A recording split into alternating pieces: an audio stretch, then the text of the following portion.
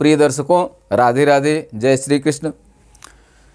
दर्शकों, आपके अपने एस्ट्रो राधे गुरु चैनल में आप सबका हार्दिक स्वागत एवं अभिनंदन है।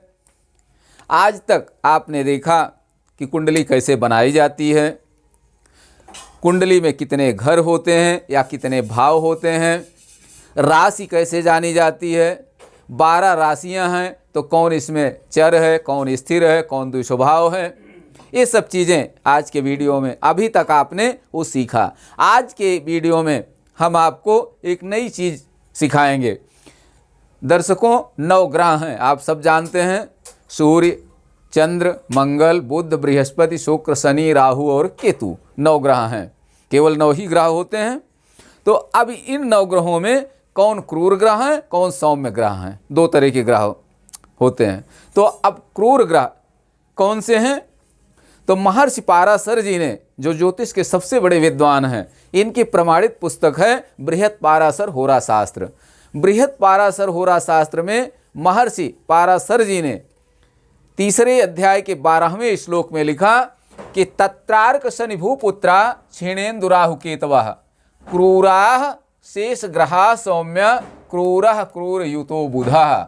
मतलब अर्क माने तत्रार्क, अर्क माने सूर्य, शनि, भूपुत्रा माने मंगल, क्षीणेन्दु, क्षीण इंदु, इंदु माने चंद्रमा, क्षीण चंद्रमा। अभी हम क्षीण चंद्र कौन होता है इसके विषय में आपसे चर्चा करेंगे।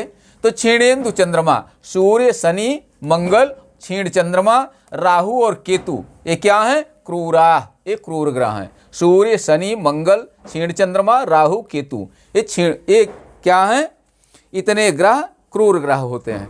अब उसके अलावा कहा शेष ग्रहा सौम्य, शेष ग्रह जो हैं वो सौम्य ग्रह होते हैं। कौन कौन से? बलि, चंद्र, बुध, बृहस्पति और शुक्र।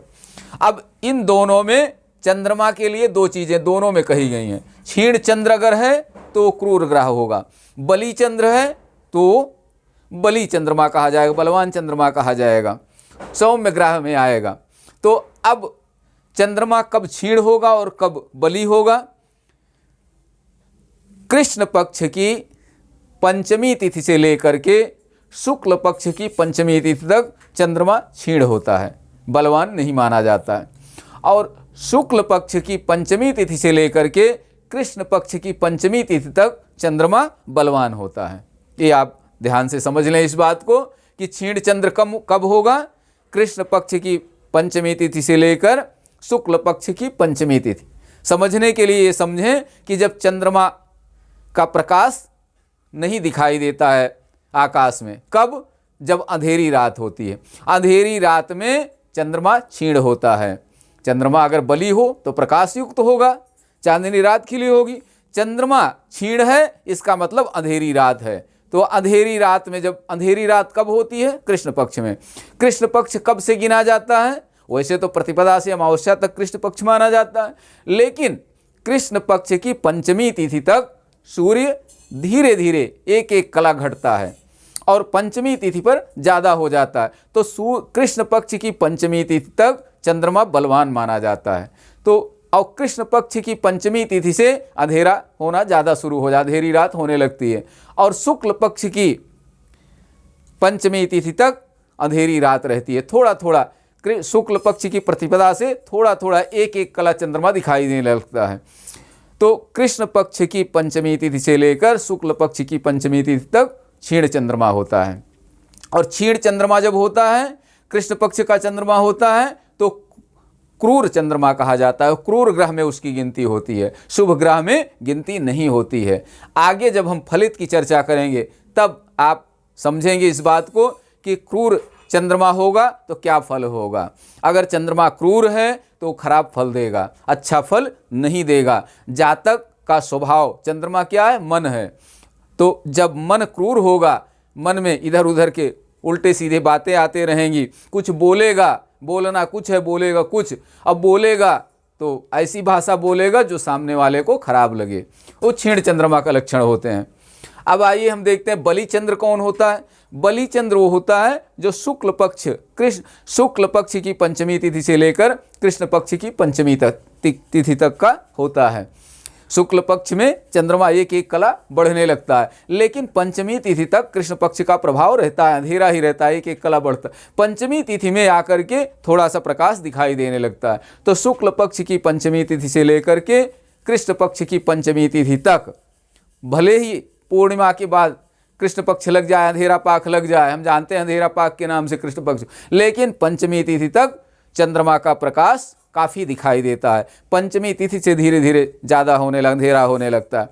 तो कृष्ण पक्ष की पंचमी तिथि तक चंद्रमा बली होता है। शुक्ल पक्ष की पंचमी तिथि से लेकर के कृष्ण पक्ष की पंचमी तिथि तक चंद्रमा बली होता है और सौम्य ग्रह कहलाता है। वो अच्छा फल देता है। जिस बालक या बालिका का जन्म शुक्ल पक्ष की पंचमी तिथि से कृष्ण पक्ष की पंचमी तिथि के बीच में होता है, उसका चंद्रमा बलवान होता है। और चंद्रमा बलवान होता है तो मातृपक्ष बलवान होता है। भूमि भवन वाहन का सुख उसे मिलता है। मन से मजबूत होता है आदमी, उसके विचार अच्छे होते हैं।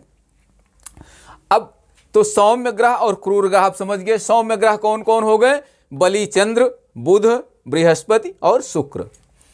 तो शेष ग्रह सौम्या, शेष ग्रह सौम्य ग्रह हैं। सूर्य, शनि, मंगल, क्षीण चंद्र, राहु, केतु ये क्रूर ग्रह हैं। बलि, चंद्र, बुध, बृहस्पति और शुक्र ये सौम्य ग्रह हैं। आगे कहा कि क्रूरः क्रूर युतो बुधः। बुध सौम्य ग्रह में बुध की गिनती हुई है। देखिए इसके आगे पीछे कुछ नहीं लिखा है। सौम्य ग्रह की श्रेणी में बलि, चंद्र, बुध, बृहस्पति और शुक्र हैं।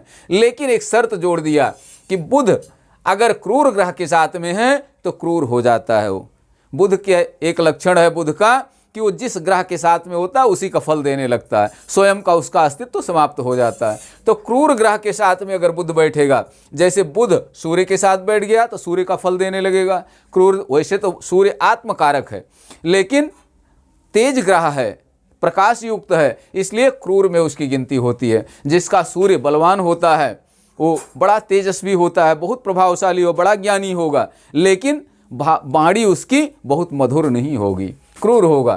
तो बुध अगर सूर्य के साथ बैठा हुआ है तो क्रूर ग्रह बन जाएगा। बुध शनि के साथ बैठा हुआ है तो क्रूर ग्रह हो जाएगा। बुध अगर मंगल के साथ बैठा है तो क्रूर ग्रह हो जाएगा। बुध अगर क्षीण चंद्र के साथ बैठा हुआ है तो क्रूर ग्रह का प्रभाव दिखाएगा।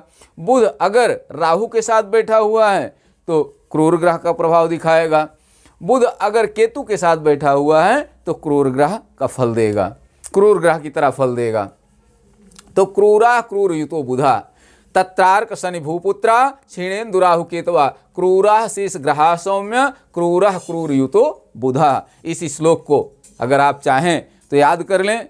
दर्शकों, मेरा यह अनुभव है कि एक बार थोड़ी मेहनत करने पर अगर श्लोक याद हो जाए तो जीवन भर वो चीज़ याद रहती है, कभी भूलती नहीं। ऐसे कोई चीज़ पढ़ेंगे तो धीरे धीरे जैसे समय बीतेगा वैसे वैसे वो दिमाग से निकलती चली जाएगी। जैसे कपड़ा पुराना होता है ना तो उसकी चमक चली जाती है, वैसे हमारे दिमाग की मेमोरी धीरे धीरे ख़त्म हो जाती है। लेकिन अगर श्लोक याद हो गया तो हमेशा वो याद रहता है। एक बार थोड़ी मेहनत करनी है, इसलिए अगर संभव हो तो श्लोक आप याद कर लें कि सौम्य ग्रह कौन होते हैं, क्रूर ग्रह कौन होते हैं।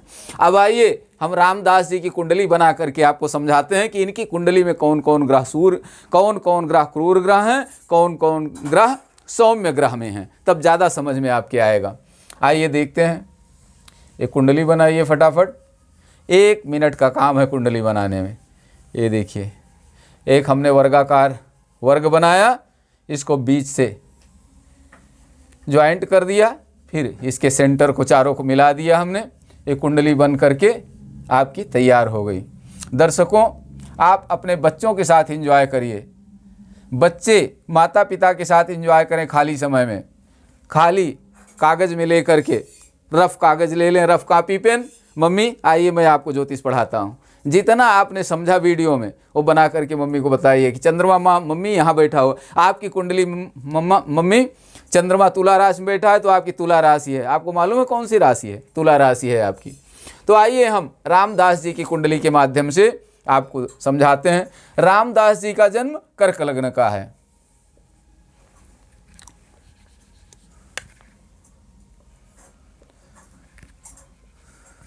कर्क, सिंह, कन्या, तुला, वृश्चिक, धनु, मकर, कुंभ, मीन, मेष, वृष, मिथुन, हो गया। ये लग्न हो गई। चंद्रमा और केतु चौथे भाव में बैठे हुए हैं, बुध छठे भाव में बैठा है। अब तक बार बार वही कुंडली मैं आपके सामने लेके आ रहा हूं, तो आपको भी ये याद हो गया होगा कौन ग्रह कहाँ बैठे हुए हैं। बृहस्पति 9वें भाव में बैठा हुआ है, मीन राशि में, अपने ही घर में बैठा हुआ है। 10वें भाव में राहु बैठा हुआ है। 11वें भाव में मंगल बैठा हुआ है वृष राशि में। 12वें घर में कोई नहीं। सूर्य, शुक्र और शनि कहाँ बैठे हैं? 7वें भाव में। सूर्य, शनि और शुक्र, सूर्य, शुक्र और शनि। दर्शकों, कुंडली बनाने के बाद जब ग्रह आप उसमें स्थापित करें तो सब ग्रह लिखने के बाद एक बार सूर्य से केतु तक गणना कर लें कि हमने सबको लिखा है कि कोई छूट तो नहीं गया ग्रह। तो देखिए, सूर्य, चंद्र, मंगल, बुध, बृहस्पति, शुक्र, शनि, राहु और केतु, 9 ग्रह इसमें स्थापित हो गए। अब देखिए, हमने आपको ये बताया कि सूर्य, शनि, मंगल, क्षीण, चंद्र, राहु, केतु क्या हैं? ये क्रूर ग्रह हैं। तो आइए देखते हैं। कर्क लग्न की कुंडली है इनकी। केतु इसमें क्रूर ग्रह है, मंगल क्रूर ग्रह है, सूर्य क्रूर ग्रह है, शनि क्रूर ग्रह है, राहु क्रूर ग्रह है, केतु क्रूर ग्रह है। अब तक हमने ये पढ़ा, यहाँ जो लिखा हुआ है इसके अनुसार। चंद्रमा अब क्षीण चंद्र है तो क्रूर ग्रह है, और बली चंद्र अगर है तो बली चंद्र है। तो कैसे पता चले कि चंद्रमा सौम्य ग्रह की श्रेणी में है, क्रूर नहीं है? तो सूर्य के जितना समीप होगा चंद्रमा तो वो कृष्ण पक्ष का होगा, समझ लीजिए अंधेरी रात का है। अगर सूर्य के साथ चंद्रमा बैठा, समझ लो अमावस्या का जन्म है, नियर अबाउट अमावस्या का जन्म है इस जातक का। तो सूर्य यहाँ से काफ़ी डिफरेंस है, चौथे भाव का, 2 भाव बीच में पड़ रहे हैं। हाँ, तो और दूसरी चीज़ ये देखिए, आप कुंडली एस्ट्रोसेज अपनी कुंडली खोलिए, इनकी कुंडली में देखिए कि चंद्रमा क्षीण है कि बली है। तो मैं आपके सामने कुंडली खोल करके दिखाता हूँ इनका। सबसे सरल उपाय, गुणागणित करने से अच्छा है एस्ट्रोसेज कुंडली खोलें। और अगर अभी तक आपने एस्ट्रोसेज कुंडली नहीं अपने में डाउनलोड किया है तो अभी डाउनलोड करें। प्ले स्टोर में जाएं, प्ले स्टोर में जा कर के एस्ट्रोसेज कुंडली डाउनलोड करें और एस्ट्रोसेज कुंडली खोलें। उसमें रामदास जी का नाम, स्थान, place, time of birth feed कर दें, और जब ओपन करेंगे तो आपके सामने कुंडली खुल करके आ जाएगी। ये देखिए, जैसे मैंने एस्ट्रोसेज कुंडली खोला, क्लिक किया, इंटर नेम लिखने के लिए आ गया, तो इसमें इंटर नेम कर दीजिए रामदास। रामदास हमने लिख दिया इसमें, रामदास।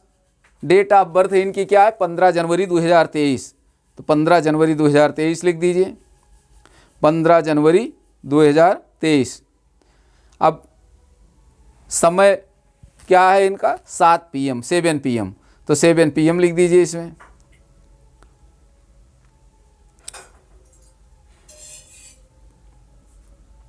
सेवन PM लिख दिया। अब स्थान पूछ रहा है, स्थान इनका जन्म कहाँ का है? जौनपुर का, तो इसमें जौनपुर लिख दीजिए, जौनपुर, जौनपुर लिख दिया। मेल या फीमेल इसमें पूछ रहा है, पुरुष या स्त्री, तो रामदास पुरुष हैं, बालक हैं, तो इनका मेल में है, तो मेल पर क्लिक कर दीजिए। ऑलरेडी मेल पर क्लिक हुआ है। अब नीचे कह रहा है कुंडली दिखाइए, उस पर क्लिक करिए, कुंडली रामदास जी की खुल के आपके सामने आ जाएगी। देखिए, इनकी कुंडली खुल के आ गई। कर्क लग्न का इनका जन्म है। सब ग्रह जहां हमने बैठाया ऐसे बैठे हुए हैं। अब रोज रोज वही बताते बताते कुंडली मुझे याद हो गई। अब आज हम आपको समझाने वाले हैं कि चंद्रमा को कैसे पता लगाएं। सबको तो हम जान गए कि सूर्य क्रूर ग्रह है, शनि क्रूर ग्रह है, राहु क्रूर ग्रह है, मंगल क्रूर ग्रह है, केतु क्रूर ग्रह है, लेकिन चंद्रमा के विषय में डाउट है। चंद्रमा क्षीण चंद्रमा भी हो सकता है और बली चंद्रमा भी हो सकता है, सौम्य ग्रह की श्रेणी में भी आ सकता है। कैसे जानें? इसके लिए आप कैसे जानेंगे? आप लग्न के बगल में एक त्रिभुजाकार बना हुआ है काले से, इस पर जब क्लिक करेंगे आप तो इसमें लिख करके क्या आएगा, जन्म विवरण, और नीचे जाएंगे तो व्यक्ति विवरण। आप व्यक्ति विवरण पर क्लिक करें। जब व्यक्ति विवरण पर क्लिक करेंगे तो ये देखिए खुल के आ गया। ऊपर लिखा हुआ है लिंग पुरुष, जन्म दिनांक 15 जनवरी 2023, जन्म समय 19, 7 का मतलब 19, 7 PM मीन्स 19, जन्म दिन रविवार, इष्टकाल 30, 31, 29, जन्म स्थान जौनपुर। अब और नीचे आप जाएंगे इसमें तो ये देखिए लिखा हुआ है तिथि अष्टमी, हिंदू, दिन रविवार, पक्ष कृष्ण पक्ष। क्या हमको क्या देखना है, कृष्ण पक्ष। कृष्ण अभी हमने बताया आपसे कि कृष्ण पक्ष पंचमी से लेकर के शुक्ल पक्ष पंचमी तक चंद्रमा क्षीण चंद्रमा होता है, क्रूर ग्रह की श्रेणी में आएगा। तो इनका जन्म कब का है, कृष्ण पक्ष का है जन्म। और तिथि कौन थी, अष्टमी तिथि। अष्टमी तिथि आपको गुणागणित ज़्यादा नहीं करनी है, केवल एस्ट्रोसेज कुंडली में जाकर के देख लेना है। तो कृष्ण पक्ष अष्टमी का, और हमने कहा क्या कि कृष्ण पक्ष पंचमी से लेकर के शुक्ल पक्ष पंचमी तक चंद्रमा क्या होता है, क्षीण होता है। तो कृष्ण पक्ष पंचमी के बाद पंचमी, षष्ठी, सप्तमी, अष्टमी, कृष्ण पक्ष अष्टमी का जन्म है, इसका मतलब क्षीण चंद्रमा है इनका। तो इनकी कुंडली में क्षीण चंद्रमा होकर के चतुर्थ भाव में बैठा है, और केतु भी साथ में बैठा है। केतु भी क्रूर ग्रह है, राहु की पूर्ण दृष्टि भी पड़ रही है, क्रूर ग्रह की दृष्टि भी इस पर पड़ रही है। इसका मतलब क्या हुआ कि क्रूर प्रभाव अधिक है। और किस भाव में क्रूर प्रभाव है अधिक, चतुर्थ भाव में। चतुर्थ भाव किस चीज का है, सुख। हम भावों को फिर से एक बार आपके सामने वर्णन कर देते हैं। पहला भाव क्या है, तन, धन, सहज, सुख, सुत, रिप, जाया, मृत्यु, भाग्य, कर्म, लाभ और व्यय। तो चौथा भाव कौन सा हुआ, सुख का। सुख, अब सुख भाव में क्रूर ग्रह बैठे हैं, शुभ भाव पर क्रूर ग्रहों की दृष्टि है। तो क्या होगा कि इनके जीवन में सुख तो होगा, लेकिन हर जगह कुछ न कुछ परेशानियां लगी रहेंगी, हर समय टेंशन बना रहेगा, कभी टेंशन से मुक्ति नहीं होगी। अगर किसी सौम्य ग्रह की दृष्टि है तो कुछ राहत जरूर रहेगी, लेकिन क्रूर प्रभाव ज़्यादा है, इसलिए ज़्यादा परेशानियां होंगी। सब कुछ अच्छा होते हुए भी कुछ न कुछ परेशानी लगी रहेगी हर समय। दर्शकों, आशा है आपकी समझ में आ रहा होगा। आप कमेंट बॉक्स में अपने विचार अवश्य लिखें, अपने सुझाव लिखें, ताकि कोई मिस्टेक हो रही हो तो अगले वीडियो में हम उसका सुधार कर सकें और आपको अधिक से अधिक लाभ मिले। अगर अभी तक हमारे चैनल को सब्सक्राइब नहीं किया है तो आप हमारे चैनल को सब्सक्राइब करें, लाइक करें और अधिक से अधिक वीडियो शेयर करें, ताकि और भी लोग इससे लाभ उठा सकें। धन्यवाद। आज यहीं तक, अगले वीडियो में हम फिर मिलेंगे आपसे। तब तक के लिए जय श्री राधे, जय श्री कृष्ण। आप सब स्वस्थ रहें, मस्त रहें, हंसते मुस्कुराते रहें।